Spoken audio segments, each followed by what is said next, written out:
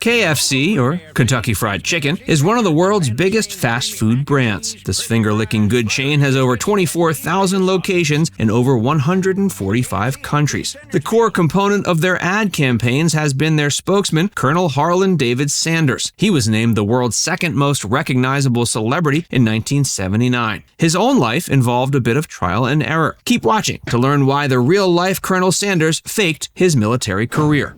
The real-life Colonel Sanders. Harlan David Sanders was born in Henryville, Indiana. He lost his father at age 6 and was forced to cook for his siblings while his mother was at work in a tomato cannery. He even dropped out of school in 7th grade to become a farmhand. Harlan faked his age to join the Army when he was 16. He was honorably discharged after a few months in Cuba in February of 1907. He earned the Cuban Pacification Medal and moved in to live with his uncle in Sheffield, Alabama. He tried several professions after the Army, but his hot temper often got in the way. He got fired from a railway company after fighting with a coworker. While there, he met Josephine King. They got married on June 15, 1909. They had 3 children, Margaret, Harlan Jr., and Mildred. He was then inspired by Clarence Darrow, the lawyer on the Leopold and Loeb murder trial. He studied law in Arkansas until a fight in the courtroom stopped his legal career. He sold life insurance, but was also fired from that job due to insubordination. He even founded a ferry boat company and tried to make a lamp manufacturing company until he found out another company had made a better version of his product. He tried several other jobs as well, but it seemed that he was out of luck. That was until his early experience with cooking for his family came in handy and eventually made him one of the largest restaurant moguls of all time.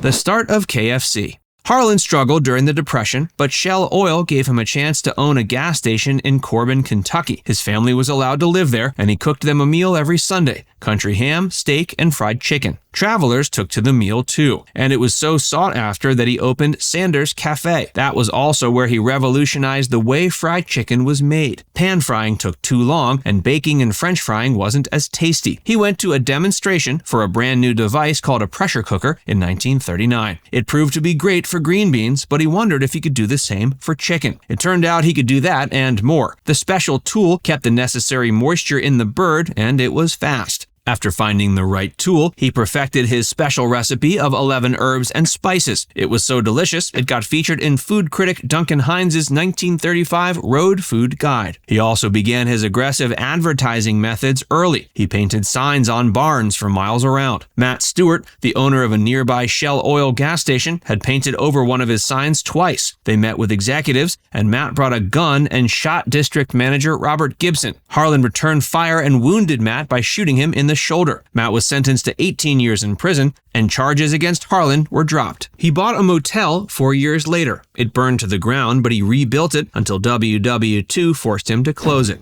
Franchising and becoming a colonel. Harlan was already 65 years old when he rebuilt. He relied on a $105 a month Social Security check to get by. He knew he needed to make more money, and that meant expanding the business. He drove around the country in his 1964 Ford looking for new franchisees, asking for only a nickel from each sale. His recipe was rejected 1,009 times before it was accepted. After the war, the first official KFC franchise was opened in 1952 in Salt Lake City, Utah. It was awarded to Peter Harmon, a friend of Harlan, who came up with the restaurant's name and pioneered the idea for its famous bucket container. There were 600 franchises by 1964. Harlan was finally willing to sell the company when Interstate 75 opened nearby and slowed down business. He made the fateful decision in 1964. KFC was purchased by Hublian Inc. in 1971 for $2 million. It's now the second largest fast food chain and one of the fastest growing internationally. It's owned by Yum Brands, a franchise umbrella company known for its franchise education programs. The contributions that KFC has made to not only the state of Kentucky, but the world are almost incomprehensible. That's why Governor Rudy LaFoon made him an honorary colonel. He decided to embrace the title and changed his image to match it. He began growing his famous facial hair and tie. He eventually switched from a black to a white suit to hide flour stains and bleached his mustache and goatee to match his white hair. That's when he became the recognizable figure the world knows today.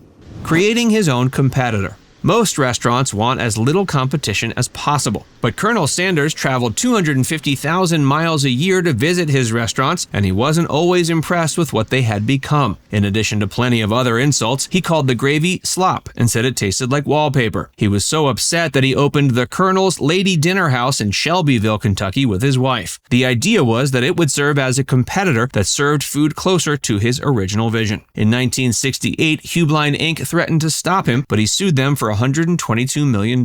They settled out of court for $1 million, but that wasn't all. They also included a deal for him to give the current owners cooking lessons in exchange for him to stop criticizing their food. The restaurant he opened with his wife, Claudia Sanders Dinner House, was also allowed to remain open. Colonel Sanders was still KFC's spokesperson and mascot until he died of pneumonia at age 90 in 1980. He's buried in Louisville's Cave Hill Cemetery below a bust designed by his daughter.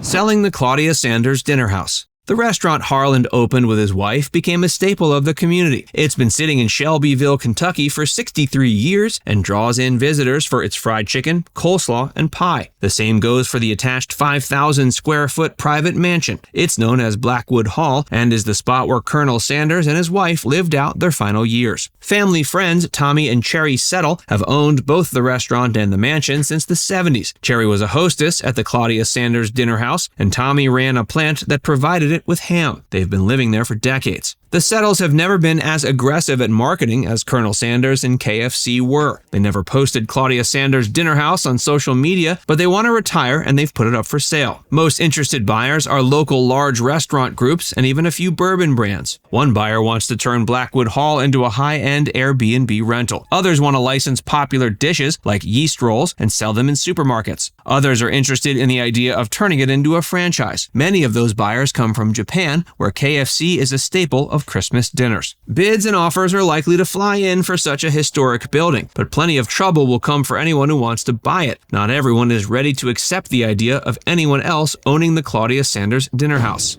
Pushback against the sale. Yum Brands is a rival fried chicken chain that uses the Sanders name. They're a $6.5 billion conglomerate with headquarters in Louisville, Kentucky. They also own Pizza Hut and Taco Bell. They filed with the U.S. Patent and Trademark Office days after the Claudia Sanders Dinner House was put up for sale. The Settles decided to look around the property to see if they could find anything to support their side. They found a leather-bound book in the basement that allegedly contained Colonel Sanders' closely guarded original recipe. Tommy wanted to authenticate it and sell it, but Yum Brands sued him until they could vet it. The suit was dropped because they claimed it was nowhere close to the original. That doesn't mean the issue won't be going to court. The Settle family allegedly wants $9 million for their intellectual property, the 2 buildings, and 3-acre lot on the property, and memorabilia, including the first KFC flag and bucket and a birthday letter from Colonel Sanders to President Nixon. Similar items have gone for major money. One of the Colonel's suits sold for $21,000, and his Kentucky driver's license went for almost $2,000.